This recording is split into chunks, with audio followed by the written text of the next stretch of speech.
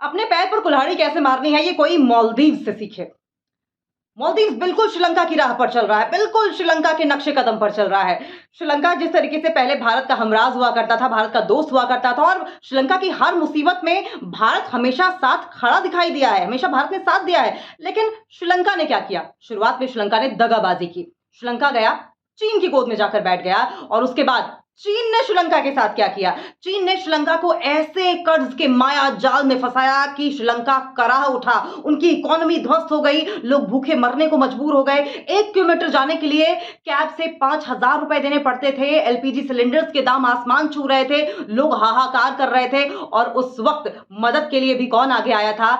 हिंदुस्तान आगे आया था। 2022 आप याद करिए, 2022 में श्रीलंका की क्या स्थिति थी? दंगे हो रहे थे, आगजनी हो रही थी, लोग सड़कों पर उतर गए थे और 2023 में हालात ये हो गए कि राजपक्षे परिवार को सरकार से आउट होना पड़ा और यही गलती मालदीव के प्रेसिडेंट मोइज़ू भी कर रहे हैं। मालदीव के प्रेसिडेंट मोइज़ू चाइना से होकर आते हैं और सीधा आदेश दे देते हैं कि भारतीय जो सेनाएं हैं वहां पर वो अब मालदीव में नहीं रहेंगी, वो यहां से चली जाए। ये बहुत बड़ी गलती कर रहे हैं मोइज़ू, जो मालदीव के प्रेसिडेंट हैं। ये बिल्कुल वही गलती है जो श्रीलंका की ओर से की गई थी। मालदीव में जिस तरीके से हालात हैं, वो हालात अब और ज्यादा बदतर हो सकते हैं क्योंकि चीन का तो काम ही है कर्ज के माया जाल में फंसाओ और उसके बाद कब्जा कर लो, किसी भी देश को गुलाम बना लो और फिर जो चाहो वो कराओ। वही हाल मालदीव का होने वाला है। मालदीव ये भूल गया है कि हिंदुस्तान ने उसके लिए क्या क्या किया है। हर मुसीबत में जब भी डिफिकल्ट सिचुएशन हुई है, मालदीव के लिए सबसे पहले हिंदुस्तान खड़ा रहा है। सबसे बड़ी बात तो यह है कि जब एक इंडिपेंडेंट कंट्री के तौर पर मालदीव को पहचान मिलनी थी तो सबसे पहले रिकॉग्नाइज करने वाला इंडिया ही था। कोई और देश दुनिया भर में आपको रिकॉग्नाइज नहीं कर रहा था, आपको इंडिपेंडेंट कंट्री का दर्जा नहीं दे रहा था। यह सिलसिला यही नहीं खत्म होता है। इंडिया के एहसानों की जो फहरिस्त है वो बहुत लंबी है। आप याद कीजिए, आपको 6 विंग वाला एयरक्राफ्ट फाइटर प्लेन सबसे पहले किसने दिया और एकमात्र कंट्री है जिसने दिया है वो है हिंदुस्तान। आपको हेलीकॉप्टर्स किसने भेजे? हिंदुस्तान ने। जब कोरोना की मार मालदीव झेल रहा था तो सबसे पहले आपको वैक्सीन किसने भेजी? हमने भेजी।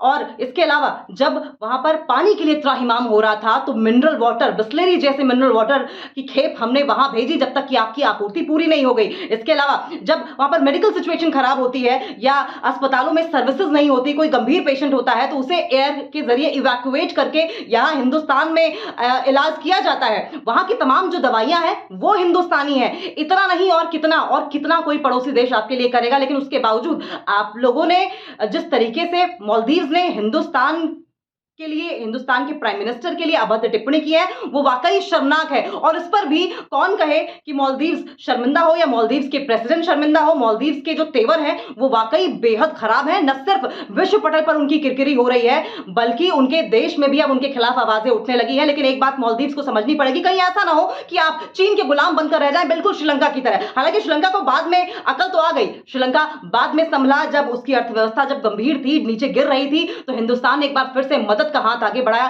तब जाकर श्रीलंका को अकल आई थी। क्या मालदीव एक बार चपेट खा जाना, जिसको कहते हैं कि लात पड़ जाने का इंतजार कर रहा है, तब संभलेगा? लेकिन अगर यही ढर्रा अपनाता रहा मालदीव तो जाहिर तौर पर एक दिन ऐसा भी आएगा जब वो चीन का गुलाम हो जाएगा। वहां का एक एक बाशिंदा सांस लेने को भी चीन का मोहताज हो जाएगा। चीन के इशारे पर वहां पर सारी चीजें होंगी। क्या तब तक के लिए मालदीव इंतजार कर रहा है कि सिचुएशन वैसे ही खराब हो? हिंदुस्तान का कुछ नहीं गया, आपने पूरी दुनिया में अपनी किरकिरी करा ली है और अपने पैर पर ही एक बहुत बड़ी कुल्हाड़ी मार ली है जिसका खामियाजा आपको सदियों तक भुगतना पड़ेगा।